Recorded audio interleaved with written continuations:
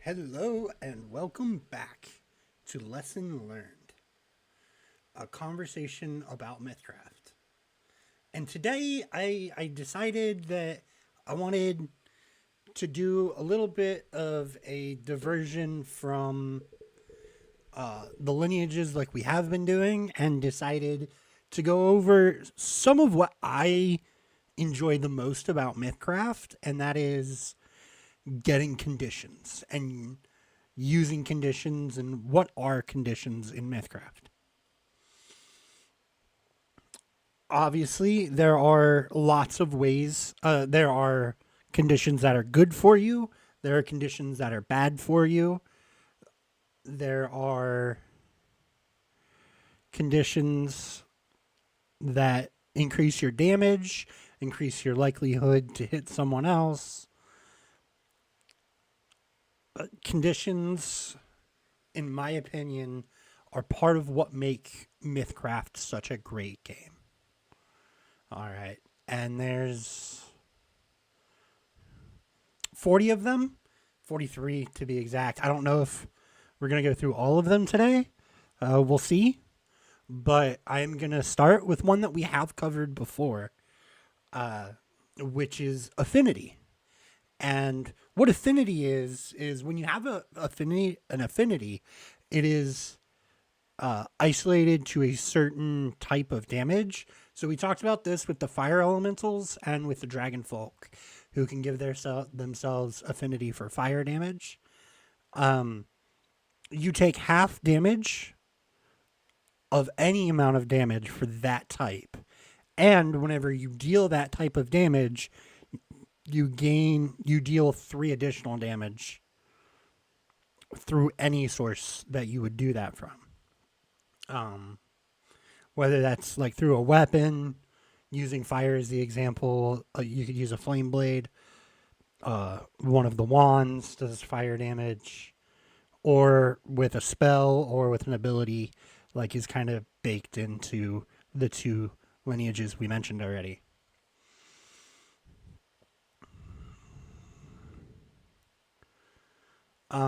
So the next one that we're going to come to, I am possibly going to go through some of these faster than others. The next one we're going to come to is bleeding, which a creature suffers bleeding at the end of each of their turns, taking the amount of physical damage specified. This might be a set number, like 3, or a die roll, such as bleeding 1d4. The effect is ended by receiving any amount of magical healing, catching your breath, or succeeding in a successful intellect or medicine check. That DC is normally set by for the intellect or medicine check is normally set from the ability. Will normally tell you what the check is. Yeah.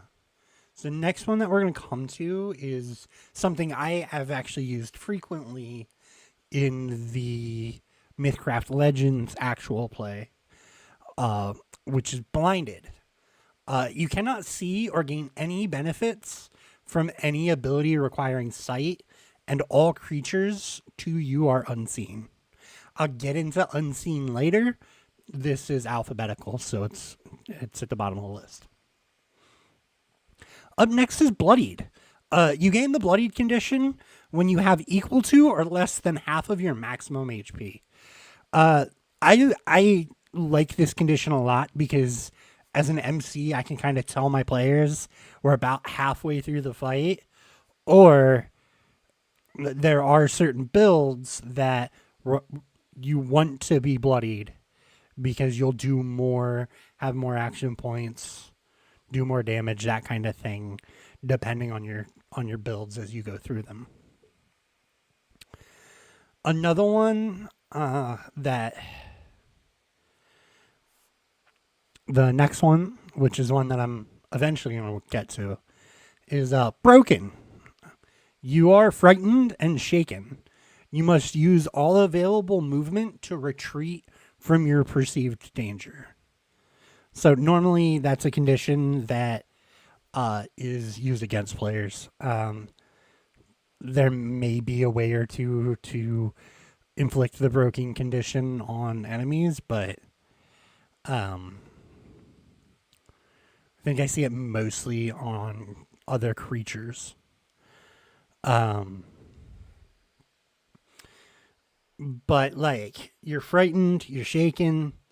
We'll get into what those mean later on in the video, but the big one is like all available movement. That means you're spending your turn running away. So it is very strong, but also it's very rare. The next one that we have is burning. A creature suffers from burning at the end of each of their turns, taking the amount of fire damage that is specified. This might be a set number or a roll, such as burning 1d4, much like bleeding. The effect is ended by dousing oneself in water or by rolling in dirt or mud by falling prone and spending 3 action points. So you could literally soak yourself in water or stop, drop, and roll.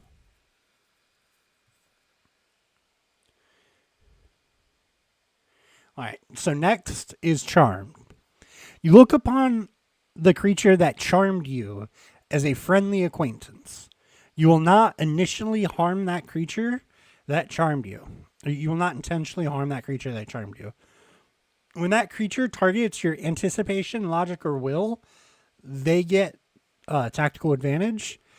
When that creature makes an intellect or charisma check to interact with you, they roll 2d20 and use the higher result. Unless stated otherwise, you know you were charmed after this condition fades.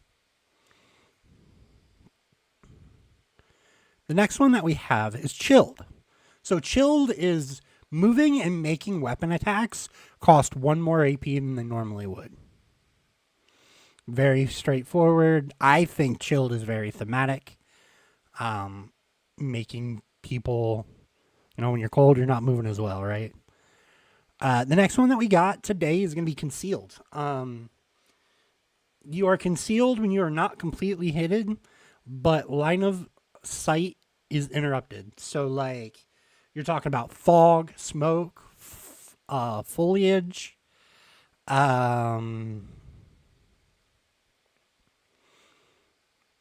thick dust, even, and like any other like obscuring phenomena.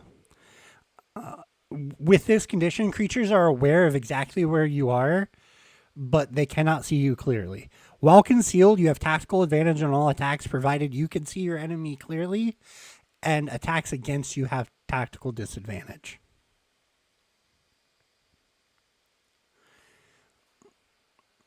So the next one that we're going to come to is going to be Cover. I know I'm kind of lightning through some of these, but we'll talk more on some of them, maybe, guys. If at least half of your body is protected by an object that would block physical damage, then you have partial cover. Your AR, which is your armor rating, and your physical defenses, which would be your reflexes and your fortitude, gain between 1 and 3, or +1 and +3 against range attacks determined by your MC and the amount of cover you have. When you have total cover, you cannot be targeted by ranged attacks or any effect that requires line of sight to you. We see some usage of that in, again, Mythcraft Legends. Dan uses his tower shield to gain cover.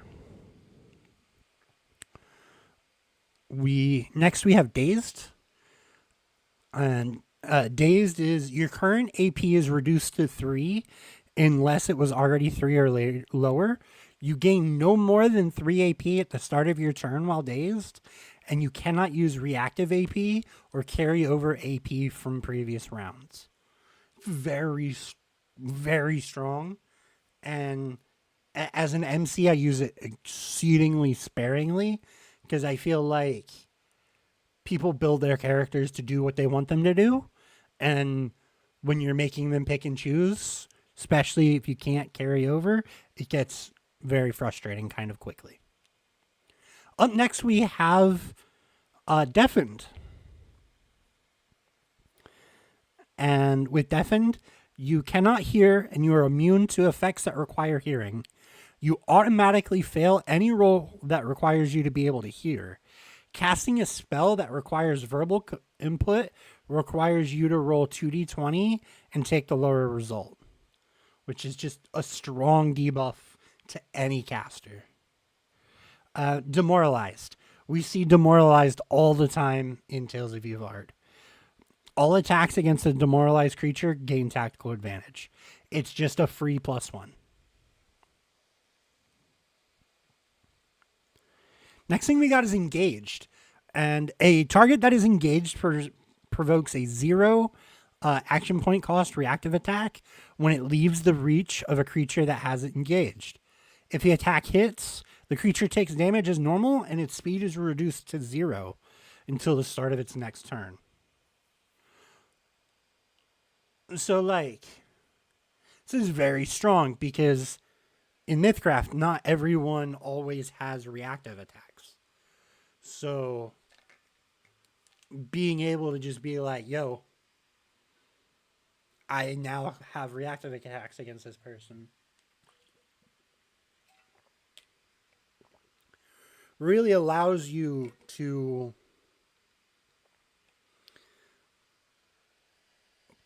put yourself forward, right? Like, it's a nice condition that I like putting on tank players. That's just like, oh, you're going to try and go after my squishy friend? No, you're staying here with me. Next thing we got is enthralled. You are charmed and you lose your sense of self, following the instructions of whatever creature that enthralled you, even to the point of putting yourself in danger. You will not intentionally harm the creature that enthralled you, but you will not undertake actions that will obviously lead to your death. For example, you might attack your ally, but you would not fall on your own sword. When a creature that is enthralled, when the creature that enthralled you attacks your anticipation, logic, or willpower, you will make a check against, or makes a check against you using its intellect or charisma. It rolls 2d20 and uses the higher. Just strong. Really gives kind of like enchanter vibes. Up next, we got fatigued.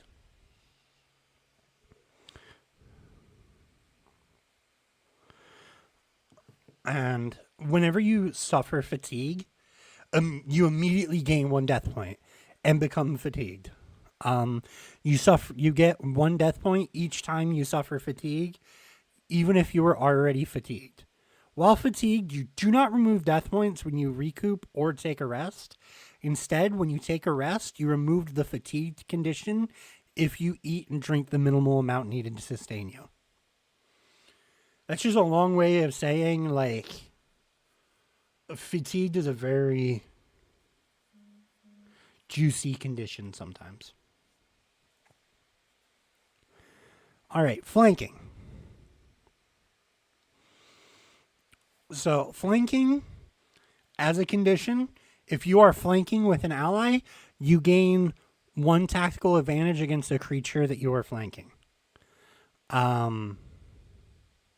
We'll get more into that in another video, probably one where we talk about multi-team tactics and fun stuff like that. Focused. When you're focused, you gain tactical advantage against a specific target. When you gain this condition, it will specify which target you gain tactical advantage against. Frightened. If you're frightened, you have tactical disadvantage while the source of fear is in sight, and you cannot willingly move closer to the source of your fear. Again, just a solid debuff all around. We've seen it in Tales of Yvard. I think we've also seen it. I don't know if any of the lineages can hand out frightened. Chat, if any of you all can think of a lineage that hands out frightened, I'd be more than happy to see it. The next one that we're going to come to is grappled and grappling, which is a bit more of a in-depth. This is quite a long one, so bear with me. This might be a minute. If a grappled creature is the same size or a smaller size than the creature grappling it, the grappled creature's speed becomes 0 and the grappling creature's speed is halved. If a grappled creature is 2 or more size smaller than the grappling creature's speed is unaffected. If a grappled creature is 1 or 2 sizes larger than the creature grappling it, the grappled creature's speed is halved, and the grappling creature's speed becomes 0 feet. If a grappled creature is 3 or more sizes larger than you, the grappled creature's speed is unaffected, and the grappling creature's speed becomes 0. On its turn, a grappled creature can try to break out of a grapple once per turn by spending 2 AP or using 1 action if it's an NPC to make a strength attack against fortitude or a dexterity attack against reflexes. If a creature that is grappling it, or of the creature that is grappling it, on a success, that the creature frees itself. A creature who is grappling can let go at any time without spending AP. Forced movement does not end the grappled condition. If a creature who is grappling is subjected to forced movement, the grappled creature is moved with it. If the grappled creature is subjected to forced movement, the grappling creature decides if the grappled creature moves or not. If you use magic to grapple another creature, the creature may break the grapple normally, making a strength or dexterity attack against your fortitude or reflexes. Like I said, that was a bit of a long one, and I'm going to get into this a little bit. So what's that saying is, you're a human, you're medium-sized. If you grapple another medium-sized creature or a small-sized creature,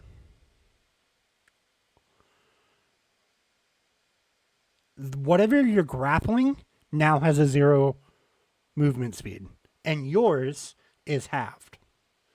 If your human being medium is 2 sizes smaller, their grapple is their movement speed is 0, and you are unaffected. Not ineffective. Sorry. If they are bigger than you, your movement speed is 0, and theirs becomes affected.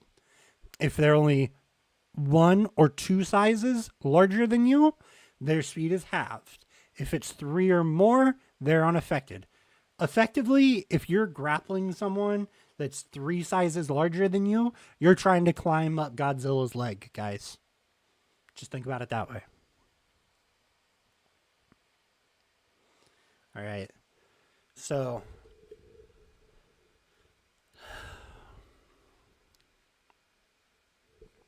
next one that we've got is grounded. And with grounded, you cannot teleport or move to a different plane, nor can an external effect impose teleportation or plane shifting effects on you. I've only seen this on a couple monsters in the Creature Compendium. But the ones that it is on is very strong.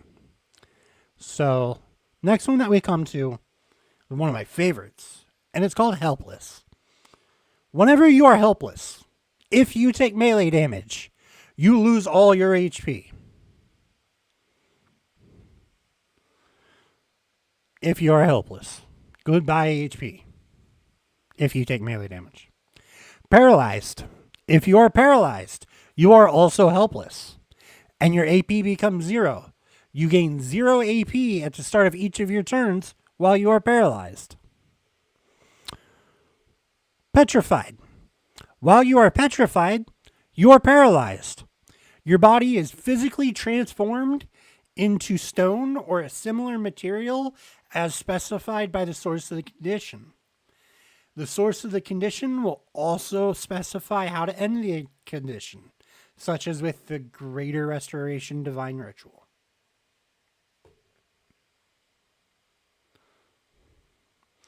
Next one that we're going to come to, guys, is going to be phobic. And what phobic means is you are frightened when you see the subject of your phobia. This effect is permanent until it's removed. So if you become hydrophobic, you're now scared of water, and every time you see water, you have tactical disadvantage, and you cannot move closer. The next one that we're going to come to is pinned. You are prone, grappled, and gain additional tactical disadvantage on attacks. Creatures making melee attacks against you gain an additional TA, and creatures making ranged attacks against you gain an additional tactical disadvantage.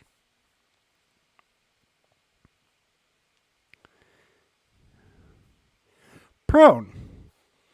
You have tactical disadvantage on all attacks while prone and cannot make attacks with two-handed weapons. Additionally, melee attacks against you have tactical advantage, and range attacks against you have tactical disadvantage. Protected. If you gain the protected condition, you gain +2 to your armor rating and physical defenses, which again, I believe are reflexes and fortitude. Rallied is going to be the next one that we come to. And while you are rallied, you cannot be demoralized, frightened, or shaken. If you are already suffering from one of these conditions, the effects are suppressed while you are rallied. Next one that we're going to talk about is going to be restrained. A creature is grappled. When attacking a restrained creature, you roll 2d20 and use the higher roll unless otherwise stated. Escaping the restrained I missed a period there. Unless otherwise stated, escaping the restrained condition is the same as escaping the grappled condition, but it requires 3 action points or 2 NPC actions. This is very strong because you're grappled, which means depending on what's going on, your movement speed's 0. They roll 2d20 and use the higher. I very much find you getting thrown on the ground and then beaten with a stick. Or at least that's what I would do if I could restrain people in Mythcrafting combat. Up next, we have Shaken, which Shaken is you suffer a -2 penalty to all d20 rolls. After that, we have Sickened, which whenever rolling a d20, roll 2d20 and take the lower result. Next, we have Silenced. If you are silenced, you cannot vocalize. You automatically fail any roll that requires the ability to speak or use verbal components. Slowed. Your speed is halved. After that, we got Staggered, which is you gain half the AP you normally would at the start of each of your turns. After Staggered, we have Stunned. With Stunned, your current AP is reduced to 0 unless it was, not 0, reduced to 1 unless it was already 1 or lower. You only gain 1 AP at the start of your turn, and your AP cannot be raised above 1 while stunned. NPCs can only take 1 movement action on their turn. After that, we come to the Suffocating condition. And what that means is that after a number of rounds equal to your endurance +1, you gain a death point at the start of each of your turns. Just automatic death point, which is quite strong. After that, we have suppressed. You cannot use your AP to move. Next, I'm actually going to read these next two backwards in the way that they're written. We're going to start with surprised partial, or partial surprise, as it's, I think I tend to say it. And if a creature is surprised, they don't act on the first round of initiative, and they have tactical disadvantage on the second round. They cannot use reactive actions until after their first turn, in which they can take action. And do not carry over AP until after their first turn, in which they can take an action. Creatures that are not surprised have tactical advantage on the first 2 rounds of combat against creatures that were surprised.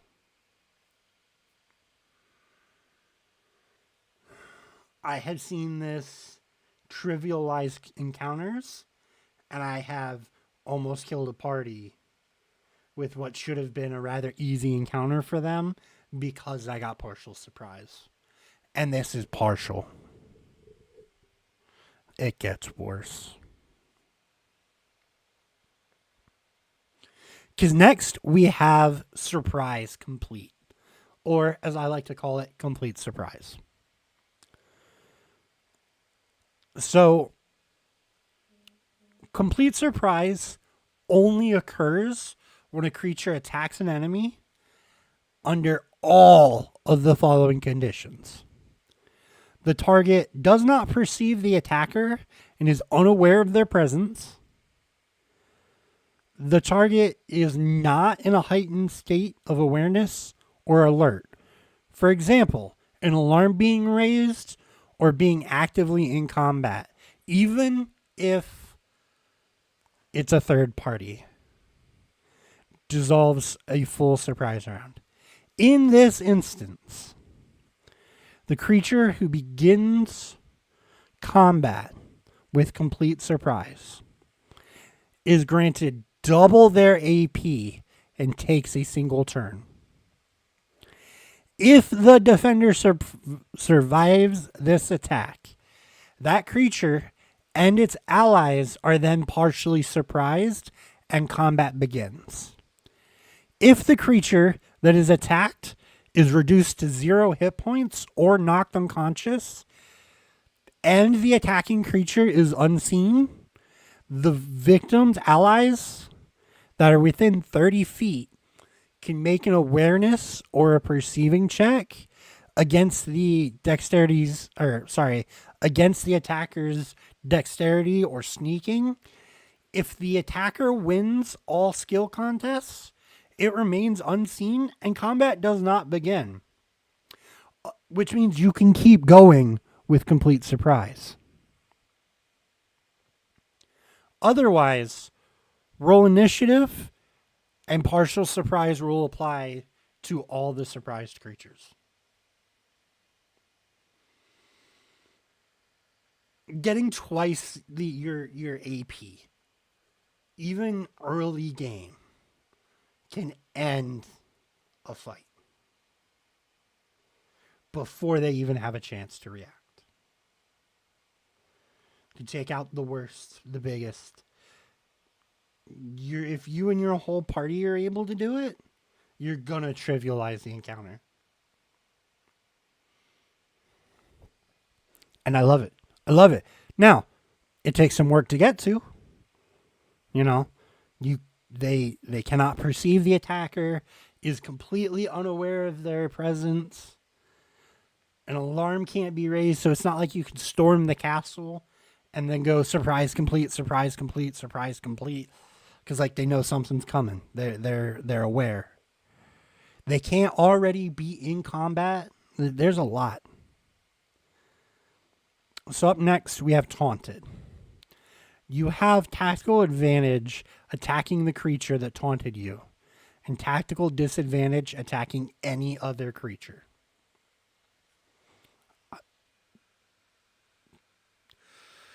It's a good buff. It's a good debuff. It, especially if you can find a way to taunt a creature at range and like make sure that they can't get to you. It's just a solid debuff to put on your enemies. Up next, we have unconscious. The creature must roll 3 dice and take the lowest result to perceive any checks that rely on sound. They automatically fail checks that rely on vision. A creature can be shaken awake by another creature who expends 1 AP as long as they have at least 1 health point. After taking any damage, this effect is automatically ended. An unconscious creature is by default helpless. Up next, we have Unseen. And with Unseen,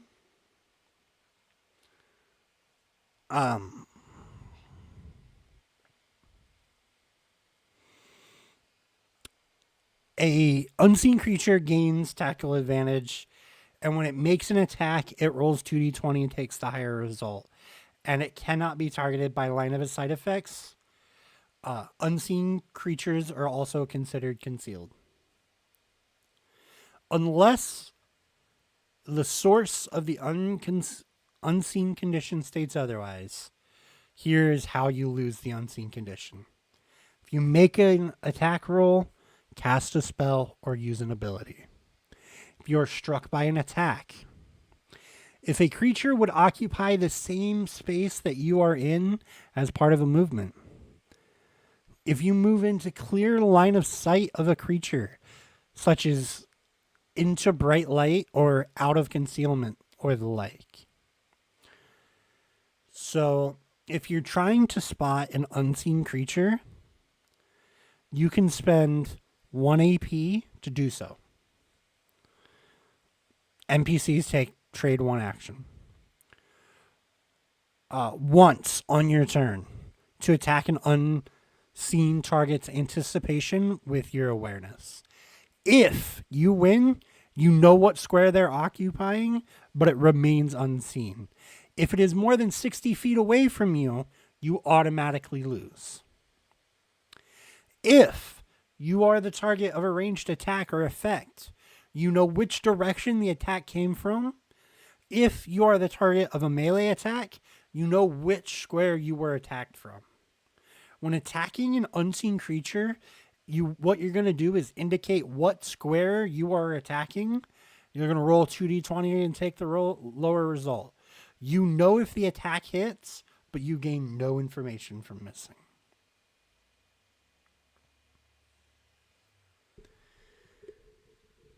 And this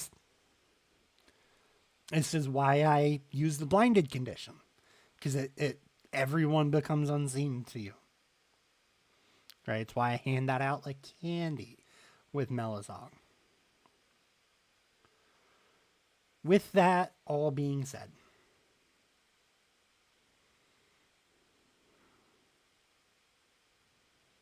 some of my favorite conditions in Mythcraft, now that I have went through all of them, are all ones that I use to debuff my enemies. I like Shaken. I like Sickened. I like Blinded. But then also I like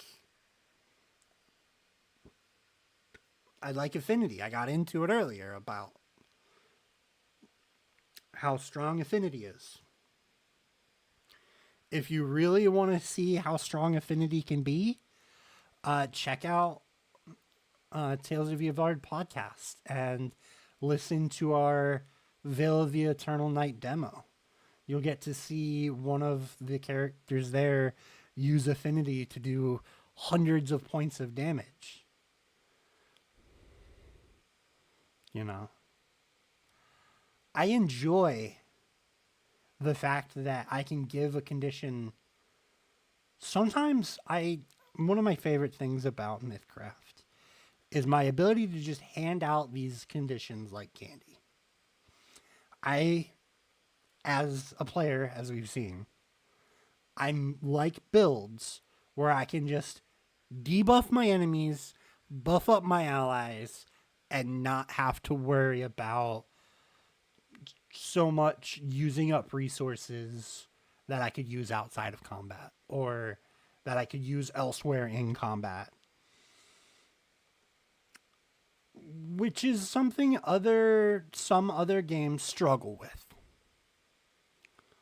Because you either make it way too powerful or you make it way too weak. To be fair, I think Mythcraft has it in that perfect like square of it's good, it's strong, but that's it.